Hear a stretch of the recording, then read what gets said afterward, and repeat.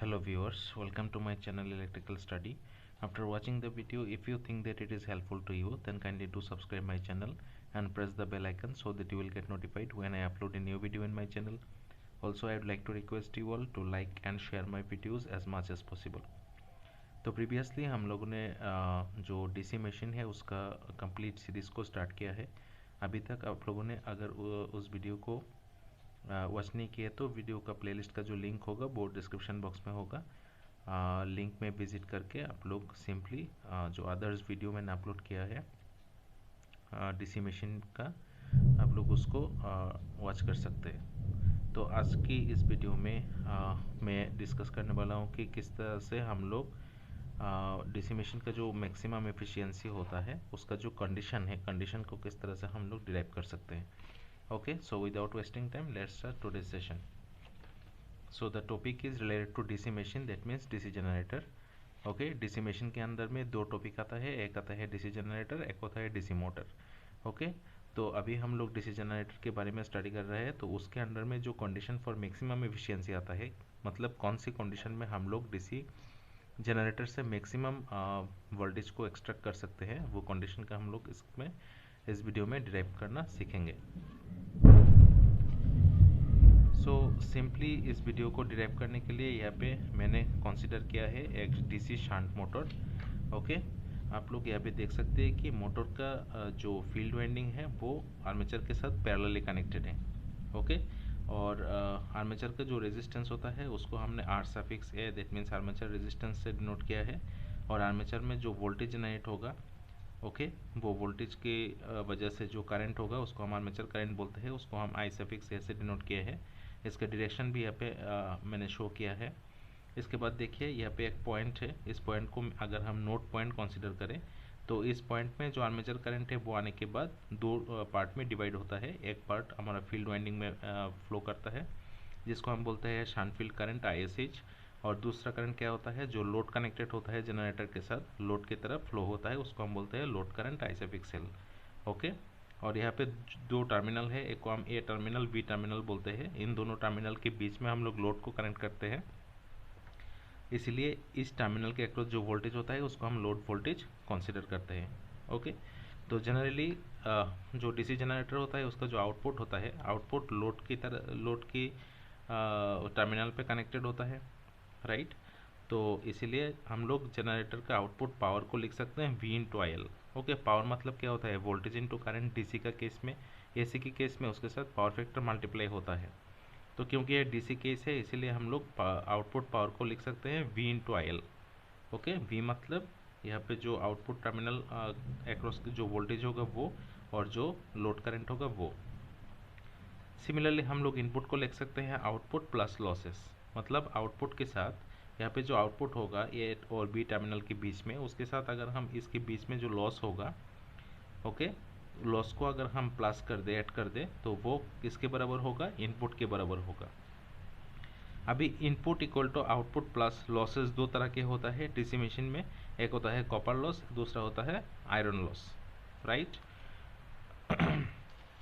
इस next step में देखिए, इनपुट इक्वल टू आउटपुट मतलब हमारा हो गया V/IL, जो कि पहले हमने डिस्कस किया है। इसके बाद कॉपर लॉस मतलब होता है I²R। कॉपर लॉस कहाँ पे होगा, आर्मेचर में होगा, इसलिए आर्मेचर करंट का square into resistance R suffix A।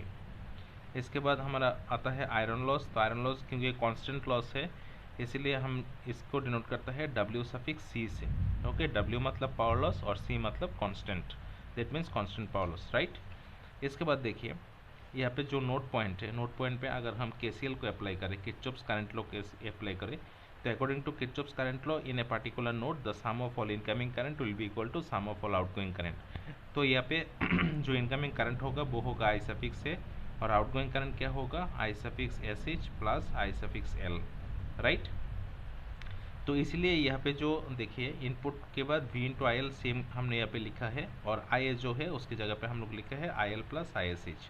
Okay, ये पे नोट पे KCL अप्लाई करके हम लोग इसको लिख सकते हैं। ओके, इसके बाद देखिए जो ISH करंट होता है, शंट फील्ड करंट होता है, वो स्मॉल कंपोनेंट होता है with compare to load current.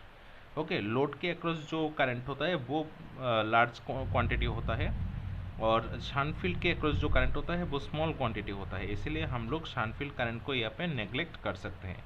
तो अगर यहाँ पे शांट फील्ड करंट को हम लोग नेग्लेक्ट करें तो हम लोग लिख सकते हैं IL square into RA, right, and rest of the terms will remain same like previous one. इसके बाद आता है हमारा एफिशिएंसी का कॉन्सेप्ट। ओके, तो एफिशिएंसी हम लोग क्या जानते हैं, एफिशिएंसी मतलब होता है आउटपुट बाय इनपुट। तो यहाँ पे जो सर्किट डायग्राम है, यहाँ पे आउटपुट क्या आता है V इंटू IL, और इनपुट हमने यहाँ पे डिराइव किया है V into IL plus IL square RA plus WC, right. इसके बाद देखिए, अगर हम यहाँ पे न्यूमिनेटर पे क्या है V इंटू IL, तो अगर हम एक टर्म V इंटू IL से न्यूमिनेटर और डिनोमिनेटर दोनों को डिवाइड कर दे तो कुछ इसे हम लोग लिख सकते हैं एफिशिएंसी इक्वल टू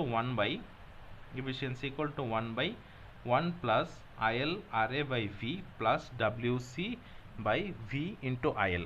ओके, यहाँ पे हमने क्या किया है, जो एफिशिएंसी का इक्वेशन है उसका न्यूमिनेटर और डिनोमिनेटर दोनों को हमने V इंटू IL से डिवाइड किया है, राइट।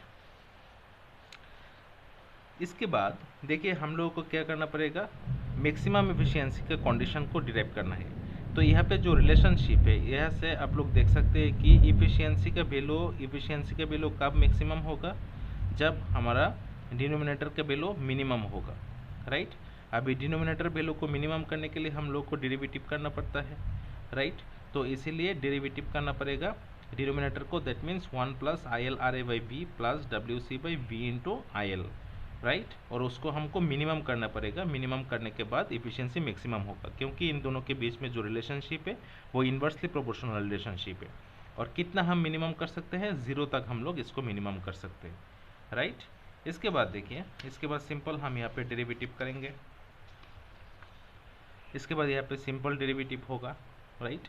इसको अगर हम डेरिवेटिव करें तो यहाँ पे IL के रेस्पेक्टिव, लोड करंट के रेस्पेक्टिव डेरिवेटिव होगा। तो पहला टर्म है 1 जो कि कांस्टेंट टर्म है, वो उसका डेरिवेटिव 0 हो जाएगा। और दूसरा पार्ट पे जो है वो देखिए RA बाई V एक कांस्टेंट टर्म हो गया, इसीलिए इसको हमने रख दिया यहाँ पे। और IL जो है, IL के रेस्पेक्ट पे IL का डेरिवेटिव होता है 1, ओके।